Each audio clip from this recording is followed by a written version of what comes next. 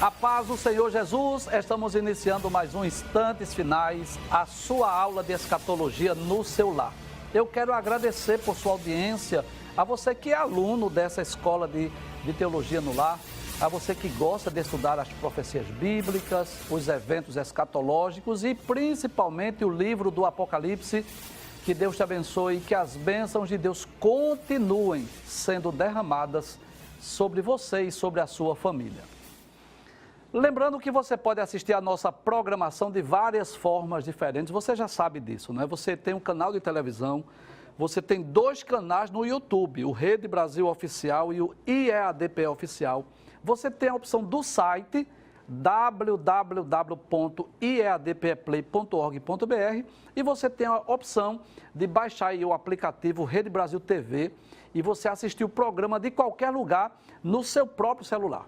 E se você quer entrar em contato conosco, enviar a sua mensagem ou a sua pergunta, o número está aparecendo aí, o número do WhatsApp, 994661010 e o prefixo você já sabe, é 81. Se você está assistindo diariamente ao nosso programa, se você está acompanhando de forma sequenciada, você sabe que nós estamos estudando o capítulo 20 do livro do Apocalipse. No programa anterior, nós estudamos os versículos 1 a 6 e hoje vamos dar continuidade ao estudo do capítulo 20, estudando a partir do versículo 7. Mas, como fazemos diariamente, não é? Nós sempre recapitulamos aquilo que vimos, é uma forma de reforçar o aprendizado, de relembrar aquilo que nós já aprendemos, mas também dar a oportunidade a alguém que por alguma razão não pôde assistir o programa e ter a oportunidade de, pelo menos de uma forma sintetizada, ter uma noção ou uma ideia daquilo que nós já estudamos. Então vamos relembrar o que foi que vimos, capítulo 20, bem, primeiro deixa essa imagem aí, essa imagem maravilhosa, belíssima, glória a Deus. É a imagem, claro, meramente ilustrativa, mas baseado nas profecias bíblicas acerca do reino milenial de Cristo, um reino de paz, um reino de justiça aqui na terra. Durante 1000 anos, Cristo reinará aqui na terra. E essa a imagem que a equipe da Rede Brasil preparou, né, para demonstrar aí aquilo que nós cremos à luz das profecias bíblicas, em que haverá perfeita harmonia entre seres humanos e entre a natureza. Estão aí as feras juntamente com as ovelhas, o leão voltará a comer palha como boi e também os seres humanos viverão em paz e harmonia com a natureza. Vamos lá para os versículos 1 a 6 que nós já estudamos. No versículo 1 nós vimos que João viu um anjo descer do céu, né, com uma chave na sua mão, uma grande cadeia, e nós já explicamos que essa chave aí é simbólica, chave fala de autoridade, e esse ser angelical veio com o objetivo de prender a Satanás. Pode passar o versículo 2. Então, nós vimos também que ele prendeu este personagem, este ser espiritual, que na realidade era um querubim, e que recebe aí 4 títulos. Nós explicamos esses 4 títulos, eu não vou explicar tudo novamente, não é? Mas ele é chamado de o dragão, a antiga serpente, o diabo e Satanás, que é o mesmo personagem, e ele foi preso, foi amarrado por 1000 anos. Embora o texto esteja se referindo só a este ser, este personagem que é Satanás, mas cremos, entendemos também que todos os seres angelicais que estão a serviço de Satanás também estarão presos durante os 1000 anos. Nós vimos no versículo de número 3 que Satanás será lançado lá no abismo e será colocado o selo, esse selo aí, claro, é simbólico, que nos tempos bíblicos, quando colocava o selo, era para dar autenticidade, para ninguém violar. Como colocar um selo lá, por exemplo, lá na sepultura de Jesus. Então, Satanás estará preso durante os 1000 anos. E depois dos 1000 anos é que ele será solto por um pouco de tempo. Traz a tela, por gentileza, e eu quero relembrar o que nós já dissemos. Se você quer mais informações sobre o reino milenial, você vai lá no playlist e você vai lá naquela sequência dos eventos escatológicos. Nós temos uma média de 8 programas que nós explicamos sobre o reino milenial. As profecias acerca do milênio, o que é o milênio, quando ocorrerá o milênio, quais as características do milênio e as escolas de interpretação acerca do reino milenial. Tudo isso está lá no playlist, você pode rever se você quer mais informações. Mas eu gostaria de deixar bem claro que existem 3 escolas de interpretação sobre o milênio. Nós somos pré-milenistas. Nós cremos que o milênio é futuro, é um período de tempo literal de 1000 anos, um reino de paz e justiça que será implantado aqui na Terra. Existem outras escolas, como a milenistas e pós-milenistas, que dizem que nós já estamos no milênio. Isso é algo fora de cogitação, com muito respeito a esses teólogos. Porque uma das características do milênio é que Satanás vai estar preso. E ninguém pode negar que Satanás não está preso. Pelo contrário, ele está em plena liberdade. Vamos voltar ao texto, versículo de número 4, capítulo 20, versículo 4. João depois tem aquela visão e viu os tronos, né? E disse que assentaram-se sobre os tronos aqueles a quem foi dado o poder de julgar. E aí nos faz lembrar do que está no capítulo 4, que João viu não só o trono de Deus, mas viu também 24 tronos. Então, na ocasião da vinda de Jesus em glória, quando ele vai implantar o milênio, também haverá o julgamento das nações. Também João viu as almas daqueles que foram degolados pelo testemunho de Jesus e pela palavra de Deus, que são os mártires da grande tribulação. Então, lá em cima, nessa imagem ilustrativa, estão os tronos, possivelmente os apóstolos que estarão aí sentados para julgar as 12 tribos de Israel, e abaixo estão aí as almas das pessoas que serão mortas durante a grande tribulação.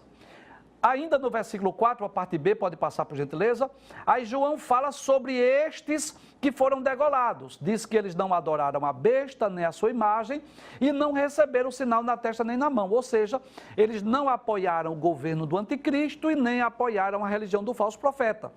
Mas que bênção! O que é que o texto diz? E viveram, ou seja, eles vão ressuscitar e reinaram com Cristo durante 1000 anos. Então, eles serão, nesse momento, terão o privilégio de poder juntar-se, unir-se à igreja para reinar com Cristo durante os 1000 anos. No versículo 5, nós vimos que os outros mortos não reviveram. Quem são estes outros mortos? Os não salvos, os não crentes, os incrédulos, os ímpios, os pecadores, porque só vão ressuscitar depois dos 1000 anos, na ocasião do juízo final. Aí o texto diz, até que os 1000 anos se acabaram, ou seja, eles não ressuscitaram naquela ocasião. Aí João diz, esta é a primeira ressurreição. Traz a tela, por gentileza. Nós já explicamos aqui que existem 2 ressurreições, a primeira e a segunda.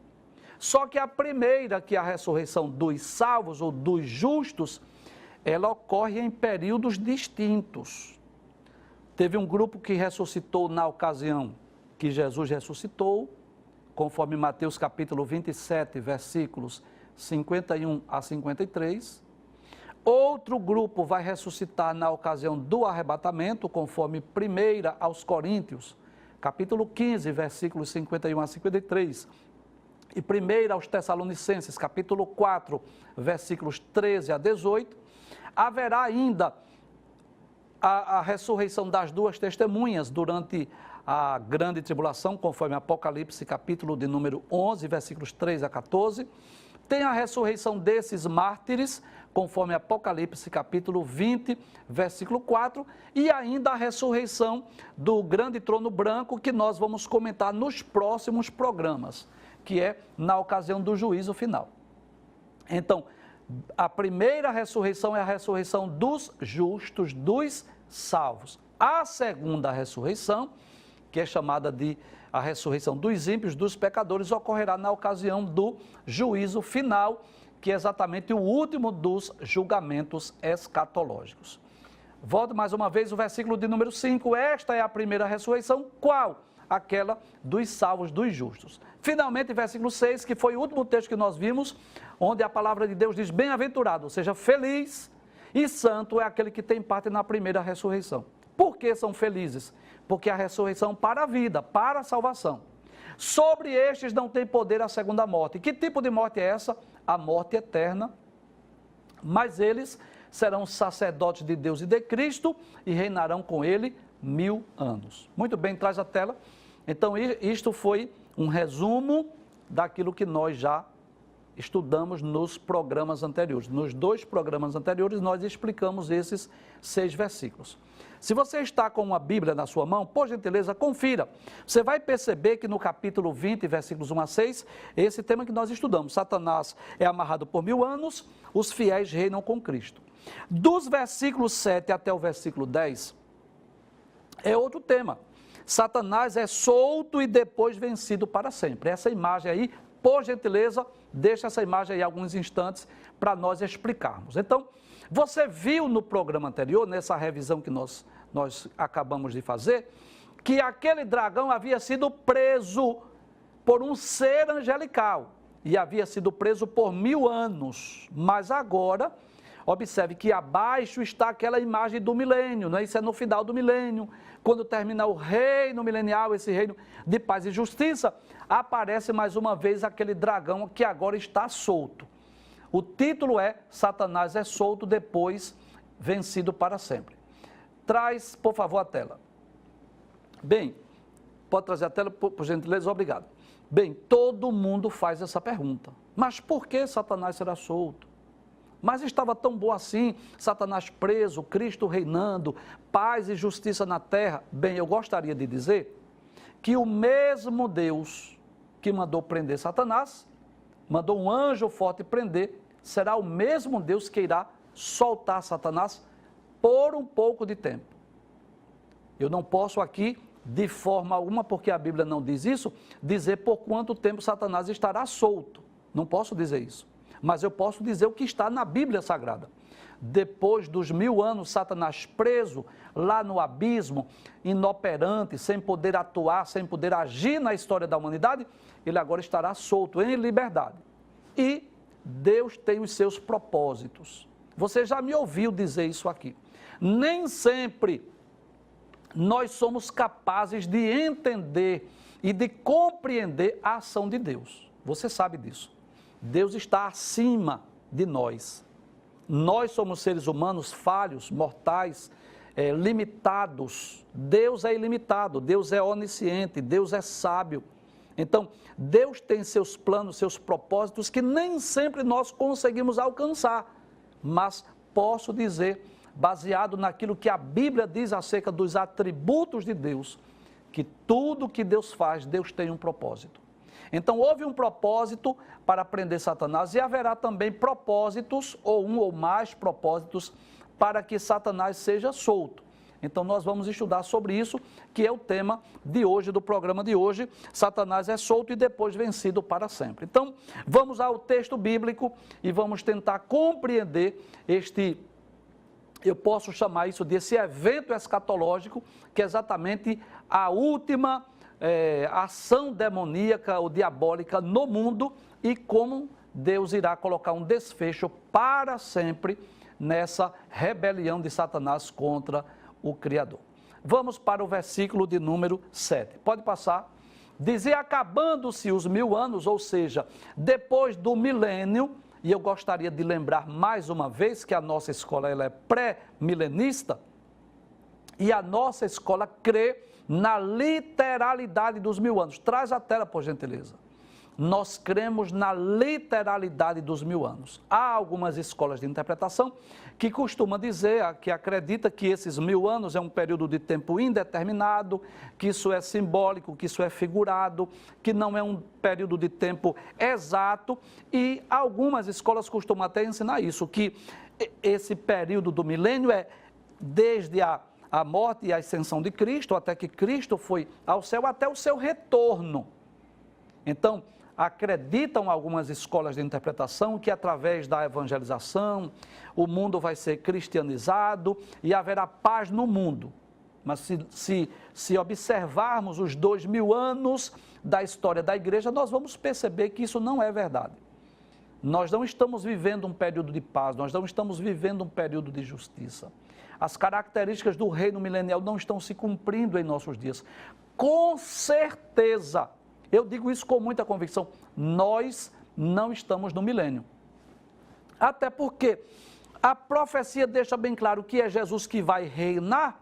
Como é que Jesus está reinando se o mundo está vivenciando tantos males, tantos conflitos, tantos problemas sociais no mundo inteiro? Então, não cremos que nós estamos no milênio. O milênio ainda será implantado na ocasião da vinda de Jesus em glória. Nós já explicamos isso em programas anteriores. Cristo vem sobre as nuvens do céu, com poder e grande glória, irá julgar as nações, irá lançar o anticristo e o falso profeta lá no lago de fogo, ele vai prender a Satanás e aí sim irá implantar o reino milenial.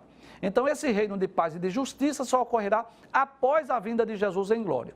Agora, depois que terminar estes 1000 anos, repito, que nós cremos na literalidade, são 1000 anos mesmo, então Satanás será solto da sua prisão. Volta o texto, veja o que o texto diz, Satanás será solto da sua prisão, mas não é que ele vai se soltar porque conseguiu fugir ou escapar, não, é Deus que vai soltá-lo, Deus que vai libertá-lo. Volta o versículo de número 8, aí diz, versículo 8, por favor. E sairá a enganar as nações que estão sobre os 4 cantos da terra, Gog e Magog, cujo número é como a areia do mar, para as ajuntarem em batalha. Então, se lermos o texto bíblico, nós vamos perceber claramente que o texto não explica o motivo, a razão por que Satanás será solto. O texto não diz isso. Mas você sabe que teólogo, ele além de explicar o que a Bíblia diz, ele procura também estudar, pesquisar e compreender até aquilo que estão nas entrelinhas da Bíblia Sagrada, não é? Então, os teólogos costumam dizer que a razão pela qual, e inclusive eu acho lógica, eu vejo lógica nisso, a razão pela qual Satanás será solto é exatamente para provar, para tentar aqueles que nasceram durante o milênio. Por quê? O que é que vai ocorrer durante o reino milenial? Durante o reino milenial, haverá 2 grupos de pessoas. Primeiro, a igreja que estará em corpo glorioso e incorruptível, reinando com Cristo sobre a terra. Nós não estaremos sentados em gabinete, em secretaria ou governadoria, como já dissemos, mas nós estaremos como os seres angelicais. As normas, as ordens, as diretrizes sairão lá de Jerusalém e nós estaremos espalhados pelo mundo para quê? As normas, as leis e as diretrizes que saírem de Jerusalém possam ser cumpridas no mundo inteiro. Então, como estará a igreja no milênio? É assim que nós cremos. Corpos gloriosos e incorruptíveis reinando com Cristo. Mas haverá cidadãos naturais na terra. Quem são esses? Aqueles que escaparam da grande tribulação, aqueles que foram poupados no julgamento das nações, aqueles que entraram no milênio em corpos físicos naturais. Então, o que é que vai acontecer? As pessoas que estiverem na terra vão casar, vão ter filhos.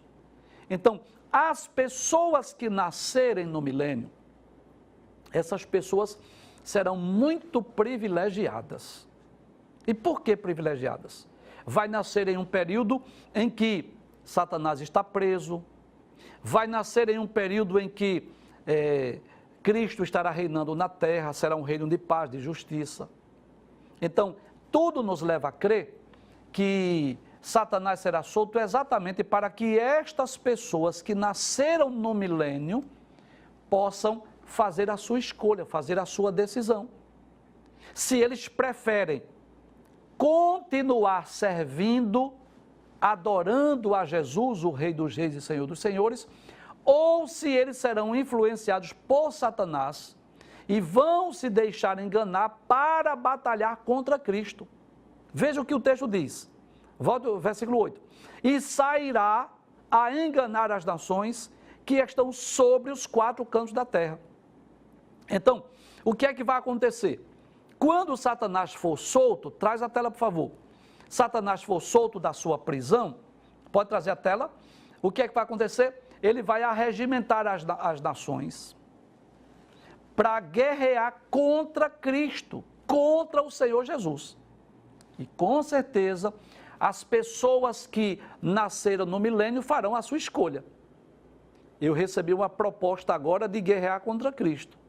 Então, eles farão a sua escolha se vão preferir continuar servindo, seguindo e adorando a Cristo, ou se vão preferir fazer a sua escolha seguindo a Satanás para se rebelar contra o Senhor Jesus.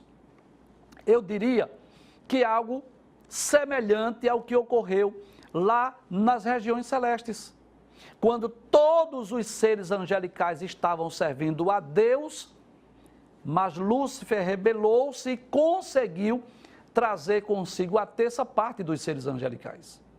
Então, é algo semelhante. Durante o reinado milenial de Cristo, todos estarão servindo a Cristo, mas no final, quando Satanás for solto, ele vai influenciar as pessoas, as nações, para guerrearem contra o Senhor Jesus Cristo.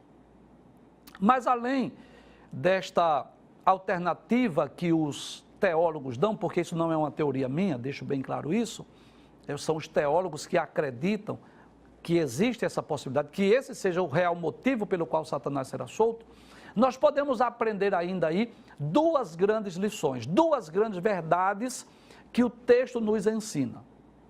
Primeiro, o quanto Satanás ele é incorrigível. Embora ele tenha sido criado um ser perfeito, é bom lembrar isso. Tudo que Deus fez, Deus criou todas as coisas boas e perfeitas. Lá em Gênesis capítulo 1, versículo 31, diz que viu Deus tudo quanto tinha feito e eis que era muito bom. Agora, como Deus criou os seres angelicais com livre-arbítrio, com o direito de escolha, Satanás um dia quis rebelar-se, quis ter o seu trono, quis ser adorado, quis ter anjos ao seu serviço. E Deus deixou que ele se rebelasse, mas claro, expulsou ele lá das regiões celestes. A partir de então, desde que Satanás foi expulso do céu e desceu do terceiro céu para o segundo céu, que é o céu das galáxias, o céu das estrelas, que estabeleceu ali o seu reino, que ele vem se opondo a Deus. Mas eu já disse aqui, eu gostaria de repetir, como ele não pode travar uma batalha contra Deus, ele luta contra os seres humanos, contra as obras, contra a criação de Deus. A grande batalha, a grande guerra de Satanás hoje, na verdade, é contra os seres humanos. É contra as famílias, é contra a igreja, é contra a nação de Israel. Então, já que ele não pode destruir a Deus, ele procura destruir os seres humanos. Então, esse texto nos ensina o quanto Satanás ele é incorrigível. Que coisa interessante. Depois de passar 1000 anos preso, depois de Satanás passar 1000 anos na prisão, quando ele sai, na primeira oportunidade, o que é que ele vai fazer? Arregimentar as nações para guerrear contra Cristo. Uma outra lição que nós podemos aprender é o quanto a natureza humana ela é má. E aí eu torno a dizer o que já disse há poucos minutos atrás. Deus criou o homem perfeito, o homem reto. Mas desde que Adão comeu do fruto da árvore do conhecimento ou da ciência do bem e do mal, que o homem herdou a natureza caída ou pecaminosa, que nós chamamos de natureza adâmica, que é uma inclinação natural que todo ser humano tem, crente ou não crente, uma inclinação para o pecado. É claro que quando cremos em Cristo e recebemos Jesus como Salvador, o Espírito Santo vem habitar em nós e essa natureza divina domina a natureza caída. Mas ela está ainda dentro de nós, que a qualquer momento ela pode reviver, a qualquer momento ela pode reagir. Então, eu posso dizer, como disse o apóstolo Paulo, nós vivemos numa constante guerra, numa constante batalha. Isso está em Gálatas capítulo 5, a partir do versículo 16, onde Paulo diz, andai em espírito e não cumprireis a concupiscência da carne. No versículo 17, Paulo diz, porque a carne cobiça contra o espírito, e o espírito contra a carne, e estes se opõem um ao outro para que não façais o que quereis. Então, todos nós, crentes, salvos, templo e morada do Espírito Santo, vivemos esse conflito, vivemos dessa guerra, todos nós vivemos isso. Então, até claro que nós venhamos passar para o reino da imortalidade, onde nós estaremos, enfim, livres dessa natureza caída ou pecaminosa. Mas que coisa interessante. As pessoas que estiverem no milênio, nesse período de paz, de justiça, de alegria, de fartura, de prosperidade, de um reinado maravilhoso na terra, na primeira rebelião, na primeira oportunidade, o que é que os homens vão fazer? Vão se rebelar contra Cristo. Volta ao versículo de número 8. Diz, e sairá a enganar as nações que estão sobre os 4 cantos da terra.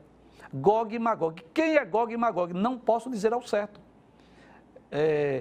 Acredita-se, não é uma definição do professor Givanildo, mas dos teólogos, acredita que seja a China e a Rússia, mas na realidade acredito que são termos simbólicos representando os inimigos que vão se opor, nações, povos, que vão liderar essa rebelião contra Cristo. Rebelião é essa que ocorrerá quando? No final do milênio. Traz o texto mais uma vez, versículo 8. Aí diz, Gog e Magog, cujo número é como a areia do mar, para as ajuntar em batalha. Então você vê aí, deixa essa imagem por alguns momentos, que durante o milênio, os homens não vão guerrear uns com os outros. É assim que diz as profecias. Mas depois do milênio, os homens vão voltar a construir, não é? Tudo nos leva a crer, exércitos, armas, e vão se preparar para a batalha. Agora a pergunta é, batalha contra quem? Veja o que diz o versículo 9. Pode passar o texto. Aí diz, e subiram sobre a largura da terra e cercaram o arraial dos santos e a cidade amada. Pode trazer, por favor. Então, com certeza, é uma guerra contra Cristo, é uma guerra contra os santos que estiverem em Jerusalém. O alvo, mais uma vez, é destruir o povo judeu. E você já percebeu isso? Quantas vezes Satanás tentou destruir a cidade de Jerusalém e o povo judeu? Olha, não dá para contar, porque foram muitas as investidas. Não dá para contar. Mas lendo as Escrituras, né, quantos povos, quantas nações, desde os tempos passados, que tentou exterminar o povo hebreu, o povo de Israel. Eu poderia falar de Faraó lá no Egito, que mandou matar os meninos, né, atirados lá no rio Nilo. Nós poderíamos falar daquele Amã, que influenciou o rei a assinar um decreto nos dias da rainha Esté, para que todos os judeus fossem mortos. Então, quantos povos se levantaram, né? Amonitas, Moabitas, cananeus, filisteus, amorreus, tantos povos se levantaram para destruir o povo de Israel. Ainda hoje não é diferente. A nação de Israel é cercada de nações árabes, que deseja exterminar o povo judeu. A todo instante aquela nação, ela é desafiada, ela é afrontada. Você vê isso, a mídia, raramente, mas mostra muitas vezes, em que os soldados israelitas ou israelenses estão lá no seu posto e crianças atirando pedra, desafiando, afrontando. O povo judeu é um povo muito odiado e por trás desse ódio está uma mente que é a mente de Satanás. Só que Satanás nunca conseguiu destruir, nem mesmo Hitler, que tentou exterminar o povo judeu. O povo judeu esteve distante da sua pátria por mais ou menos, né, desde o ano 70 até 1948, quase 20 séculos, quase 2.000 anos. Então, quase que esse povo foi exterminado. Durante a batalha do Armagedon, na segunda metade da grande tribulação, nós explicamos nos programas anteriores, Satanás, através do anticristo e do falso profeta, vão tentar exterminar mais uma vez o povo judeu. E agora, depois de 1000 anos de paz, que não só a cidade de Jerusalém, mas o mundo estará vivendo esse período de paz, mais uma vez vem Satanás, arregimentando essas nações, arregimentando estes soldados para guerrear contra Cristo, para destruir a cidade de Jerusalém. Embora não esteja explícito a cidade de Jerusalém, mas é o que nos leva a crer. Pode abrir a tela mais uma vez, versículo 9. E subiram sobre a largura da terra e cercaram o arraial dos santos e a cidade amada. Que cidade amada é essa? Com certeza, Jerusalém, que será a capital do mundo no período do reino milenial. Então, será de Jerusalém que sairá as normas, as leis, as diretrizes. Jesus vai reinar, governar sobre o mundo a partir da cidade de Jerusalém. Então, não está explícito no texto Jerusalém, mas a cidade amada. Tudo nos leva a crer isso, que é a cidade de Jerusalém.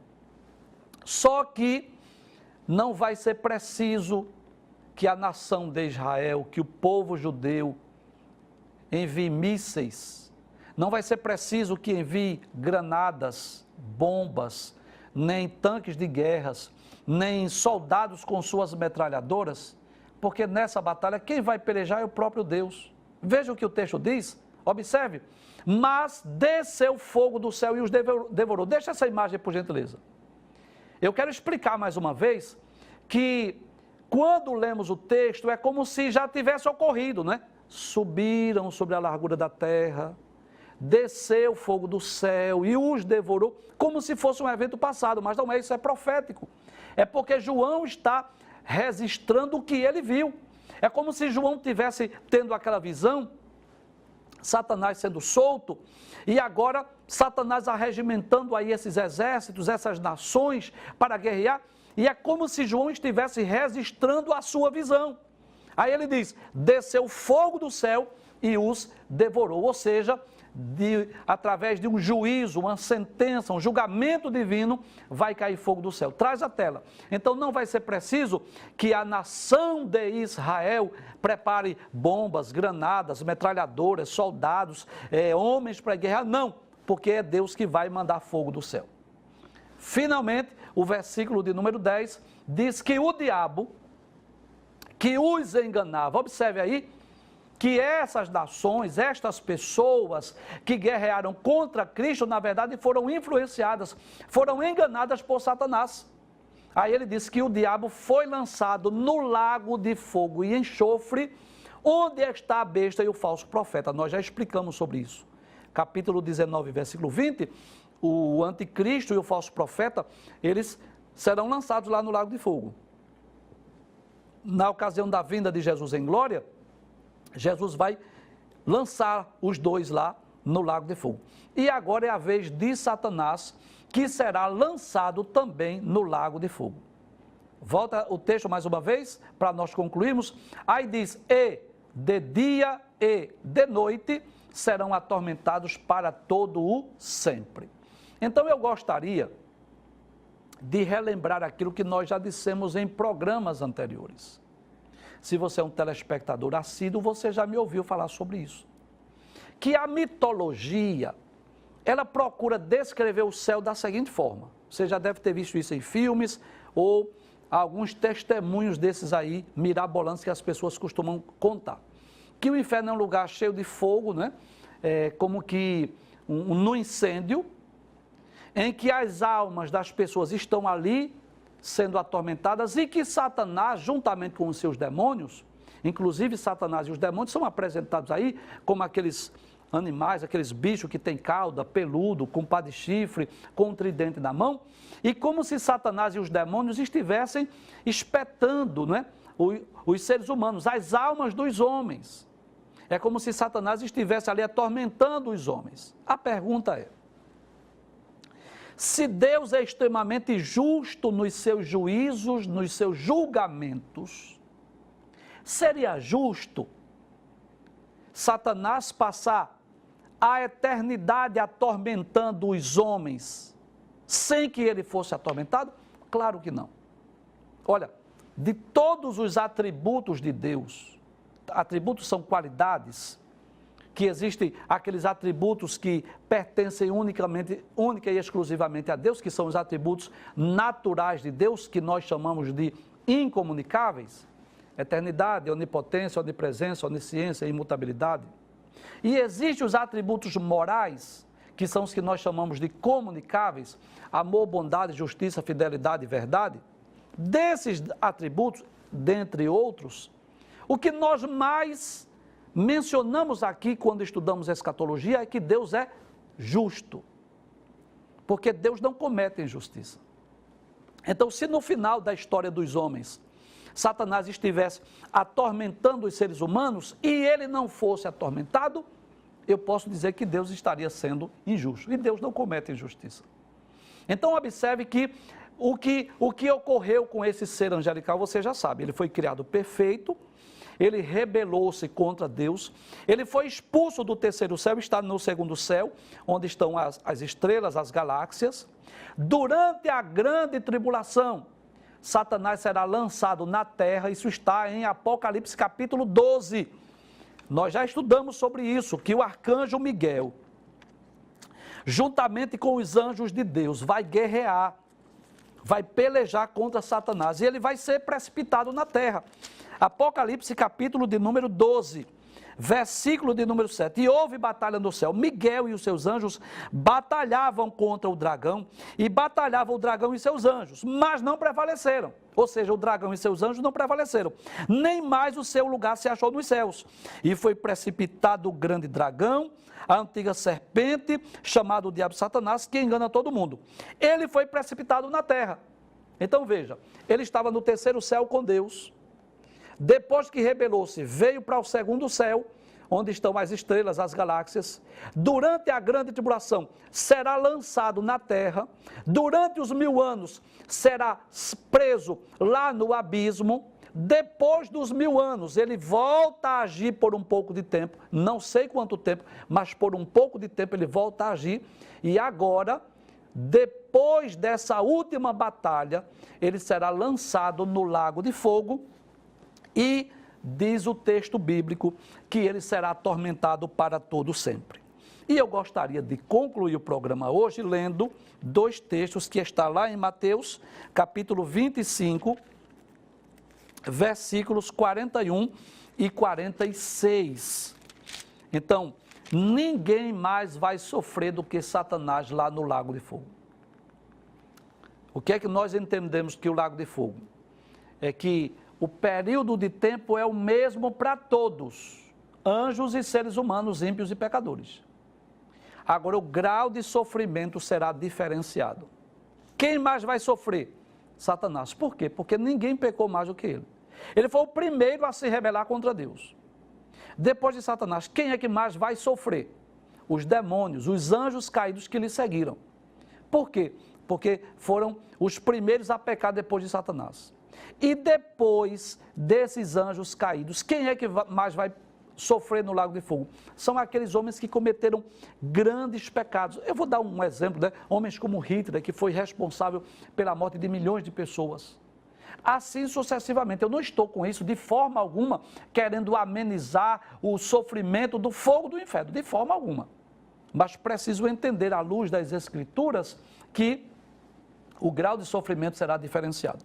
E quero concluir o programa hoje lendo 2 versículos. O primeiro é Mateus capítulo 25, versículo de número 41, onde Jesus diz: dirá também os que estiverem à sua esquerda, isso é na ocasião do julgamento das nações vivas: apartai-vos de mim, malditos, para o fogo eterno, preparado para o diabo e os seus anjos.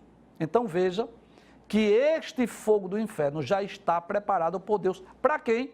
A princípio foi para o diabo e seus anjos. Mas que os homens que seguiram Satanás, que não quiseram se submeter ao senhorio de Cristo, inevitavelmente serão lançados lá também. Versículo 46. Irão estes para o tormento eterno. Quem? Aqueles ímpios, aqueles pecadores que não foram poupados na batalha, do julgamento das nações vivas. Diz: irão estes para o tormento eterno, mas os justos para a vida eterna. Então, nós podemos dizer, sintetizando, resumindo o que diz esses 3 ou 4 versículos, né? 7, 8, 9 e 10, do capítulo 20, que durante o milênio Satanás estará preso, depois do milênio ele estará solto, ele vai enganar as nações, vai fazer com que as nações guerreiem contra Cristo. Mas depois disso vai cair fogo do céu, vai devorar os seres humanos e Satanás será lançado lá no lago de fogo, onde já está lá, nessa ocasião, não hoje, nessa ocasião, já está lá também o anticristo e o falso profeta. E assim eles serão atormentados para todo sempre, o que nos leva a crer e a entender que lá no lago de fogo, em vez de Satanás estar atormentando os homens com um tridente ou um espeto, na verdade, ele é que mais será atormentado. Ninguém sofrerá mais do que Satanás e do que seus anjos, seus demônios que lhe seguiram, do que Satanás. É por isso que Satanás faz de tudo para levar uma grande quantidade de pessoas para esse lugar, porque ele sabe que já está determinado a sentença dele. Ele já foi expulso do céu, está no segundo céu, durante a grande tribulação será lançado à terra, durante o milênio será lançado no abismo, depois será solto por um pouco de tempo e depois será lançado no lago de fogo e vai sofrer pelos séculos dos séculos, por toda a eternidade. E ele não quer ir sozinho, por isso ele faz de tudo para regimentar o maior número de pessoas possíveis para estar naquele lugar de sofrimento juntamente com ele.